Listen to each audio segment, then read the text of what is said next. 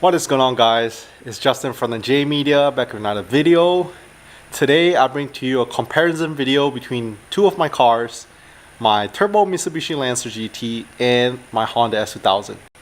So a couple months back, before I bought my S2000, we did a comparison between my turbo Mitsubishi Lancer and my Honda Civic Si, which is not pictured here. I have a 2008 Honda Civic Si and an 8th gen Si Coupe FG2. So I did comparison video. I know some of you guys love it. So S2000 build is relatively new on the channel, and I just want to do a little comparison test between both cars. Since it's just me, we won't be doing any driving tests. We'll just be talking about the cars in general, in stock form, or I guess we can talk about how they sit right now. I'm just excited to do this comparison with you guys. So starting over here, this Mitsubishi Lancer here is a 2015 Mitsubishi Lancer GT. To be honest, it never really started out as a build that I would love to have, or a dream build or anything like that. It just so happened that I got this car. I was looking for a four-door car that was brand new or slightly used. And at the time I was doing Uber and Lyft for a second job after hours. So yeah, I just wanted something kind of sporty and not too expensive, around the 25K budget. Ended up with this car brand new. Anyways, long story short, this car is far from stock now, and like I said many times, this car is turbocharged, wide body, big brake kit setup, interior, exterior, engine bay mods, the full 9 yards has been done to it. So in stock form, this car has a 2.4 liter 4B12 engine. Like I said, the car is turbocharged now with a Ralliart TD04 turbo. So what that means is more power, more torque. The way this car sits right now, I am pushing about low boost, maybe like 9-10 pounds of boost on a nice day. So right around maybe the 300 horsepower range. I haven't had it dyno tuned, so I don't know the exact numbers, but right around 300 butt dyno. Of course, if I turn out the boost more and stuff like that, you know, I'll be making more power. But let's just say 300 horsepower on it.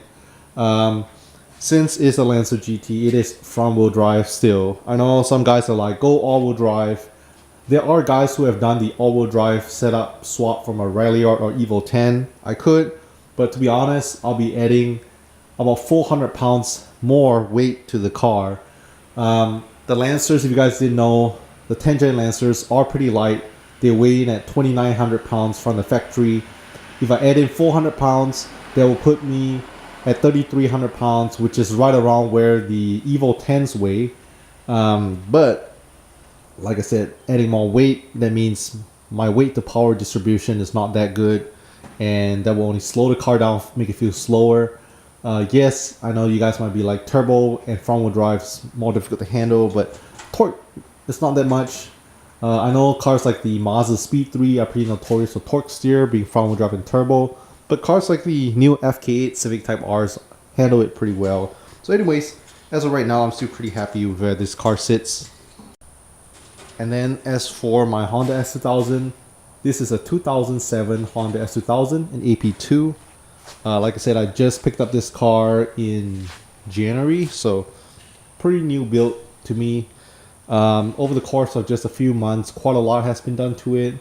Like I said, for version 1 of the build, I don't want to go too crazy yet. Just like a little bit of engine bay mods, a little bit of interior mods, a little bit of, you know, exterior mods. And yeah, this car has been one of my dream builds for a while. I guess you can say an entry-level dream car. I've been wanting them for 4 years, and the prices keep going up on them over the years. So I decided it was time to pull the trigger and just purchase one before prices go more crazy. I was pretty specific in my search for one, as you guys might know. I was looking for 2006 and up S2000 because of the drive-by-wire. I wanted the red, the new Formula red. I think it looks amazing. Let's see what else. I also wanted stuff like the car to be a clean title, you know, as stock as possible, or stock, 100% stock. You know, 2 or 3 owners.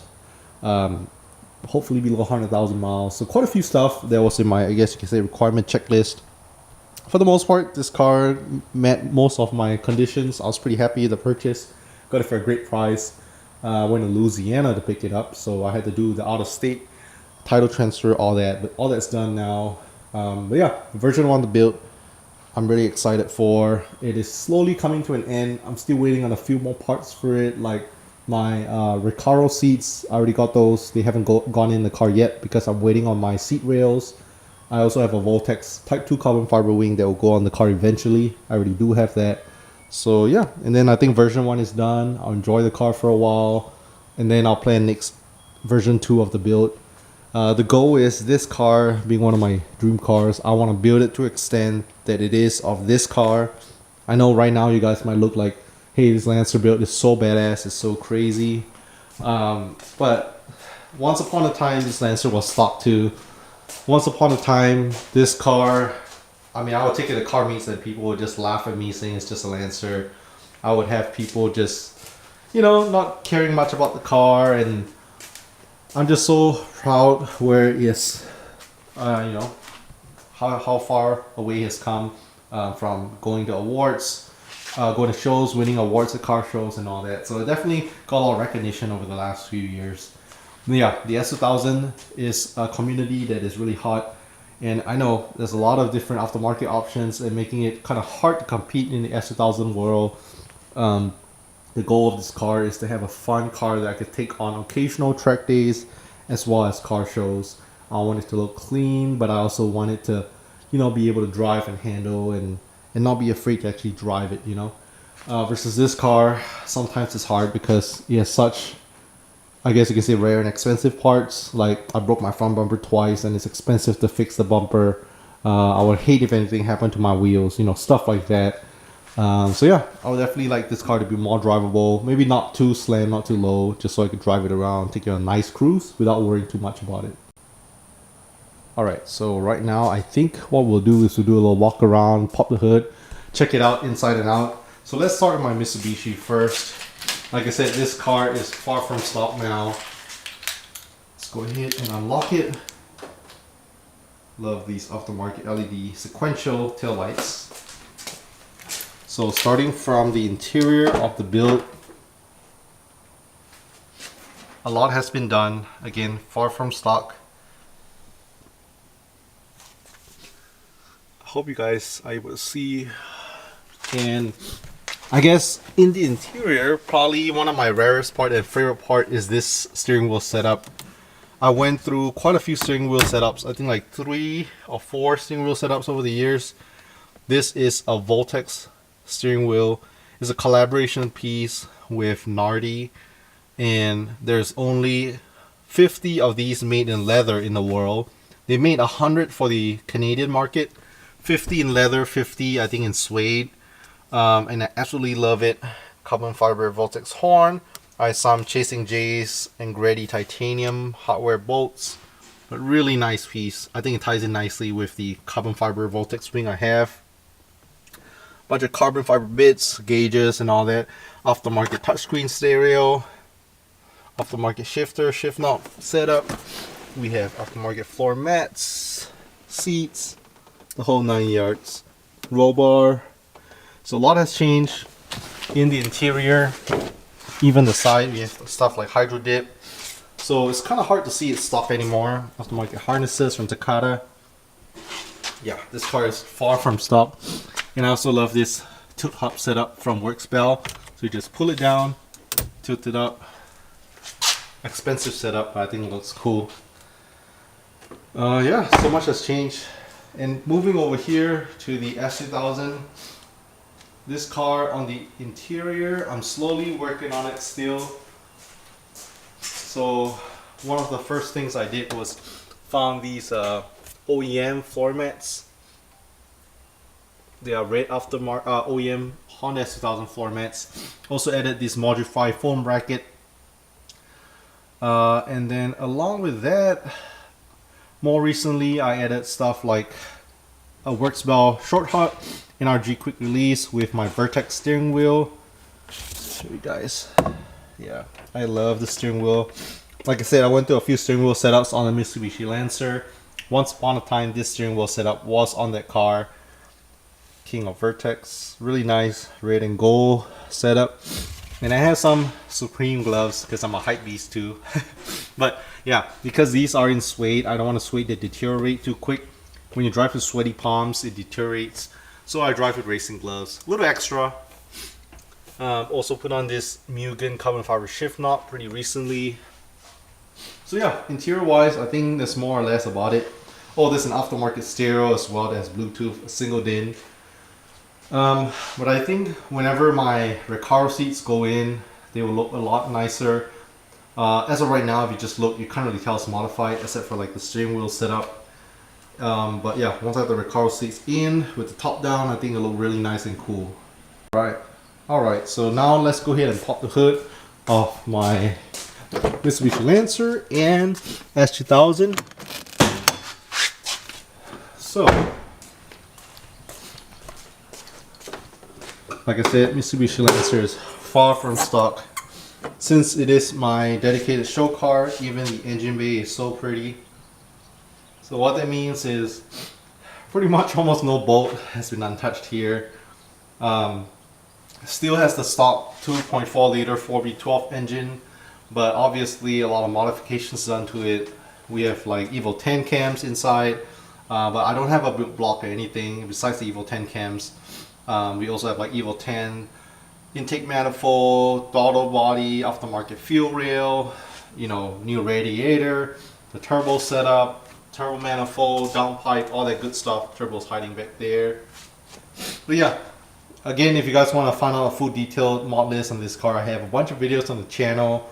If you guys want to find out the whole process to turbocharge a Mitsubishi Lancer, I have a separate playlist on the channel, which is probably my most watched playlist, called Mitsubishi Lancer Turbo Build.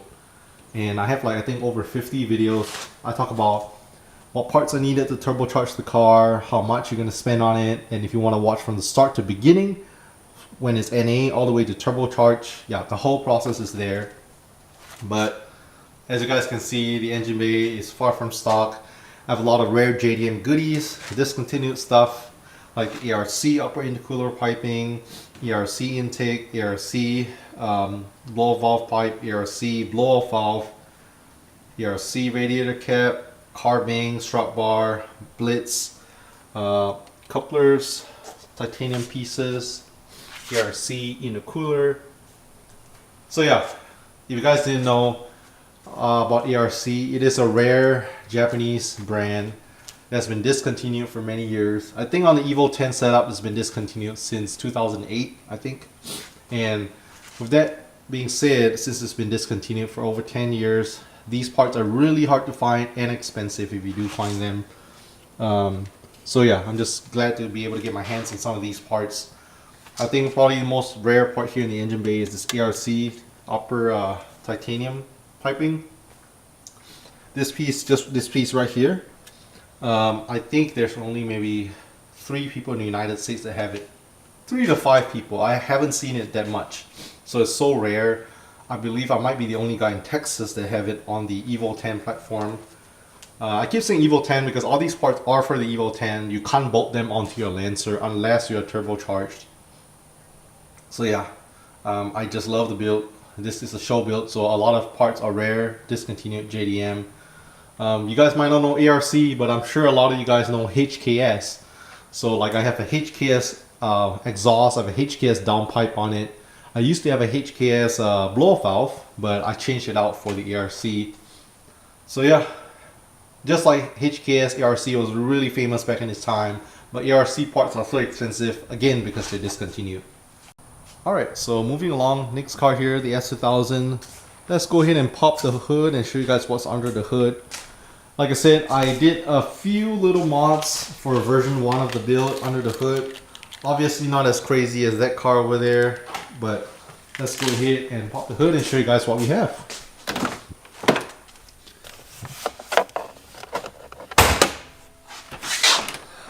Alright. S2000.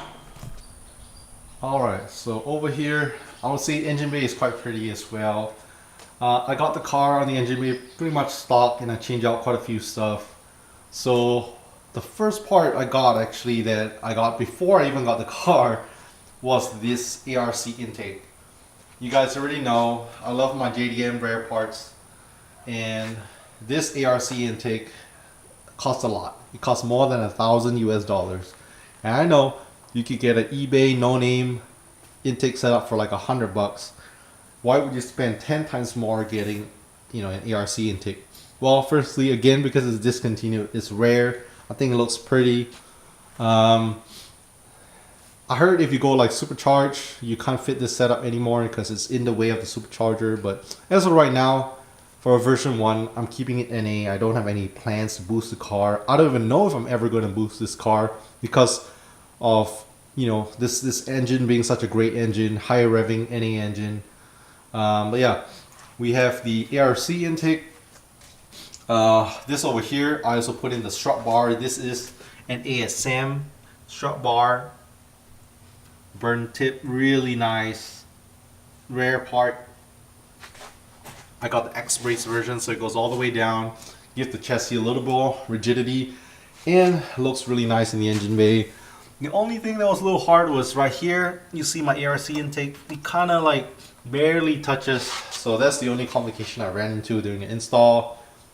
Besides that, we got some Mugen goodies. Mugen radiator cap. We have a Mugen oil cap.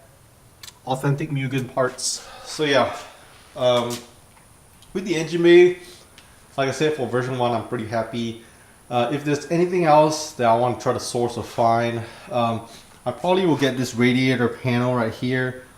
Quite a few brands make it. You could find one carbon fiber one from APR. You could also find, like, there's many different brands. I think ARC makes one that's really hard to find and expensive. Carbing makes one. You know, so many different brands make that radiator piece. And then, if I can find one, the spark plug cover, don't get me wrong, this is in great condition. I love how it looks. But ARC also makes one. So, again, to tie in with the whole, like, rare JDM brand parts, if I can find one that's awesome. I think there's like 3 different variations for that piece right there. I believe on the Mitsubishi Lancer platform they don't make it, not that I know of. But yeah, I think version 1, I'm pretty happy with the engine setup. Alright, so with both hoods popped, let's go ahead and talk about the power output and do a little comparison. Obviously you can see some similarities on both builds. Both of them have kind of like a burnt titanium strut bar setup. This one is carbine and this one is ASM. You have an ARC intake here, you have an ARC intake here. So quite similar, you could say. But you know, I guess that's my way of modifying a car. I love like these nice bling bling engine bay discontinued parts. I also love like the aggressive time attack look to it, so that's the direction my S2000 is going in. Yeah, I mean, S2000, like I said, in stock form, is an amazing car to drive.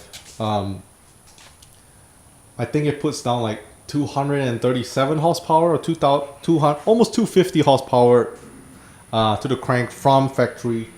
So they are definitely a fun car from the factory. High revving NA engine. AP1 revs up to 9,000 RPM. I have the AP2 with revs not as high, but it goes up to 8,200 RPM. Still pretty high. It does come with more torque compared to the AP1. So power wise, if you compare these two cars, the Mitsubishi Lancer that's turbocharged has more power, but they're just so different. So it's kind of hard for me to choose, you know, if I had to choose a favorite car, because this car I've invested a lot of time and money into.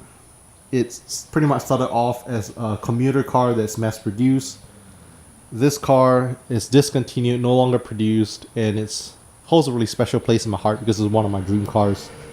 So yeah, it's just so different. And even though this car makes less power, it has a 2.2 liter F22 engine compared to the AP1, the F20 engine that's 2 liter. So torque wise is pretty healthy torque curve.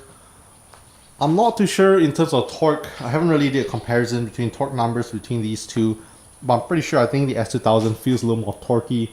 With the Lancer, I hit boost pretty low since I have the TD04 turbo setup. Boost comes in right around like 3,500 RPM. That's when I hit boost and feel the most torque.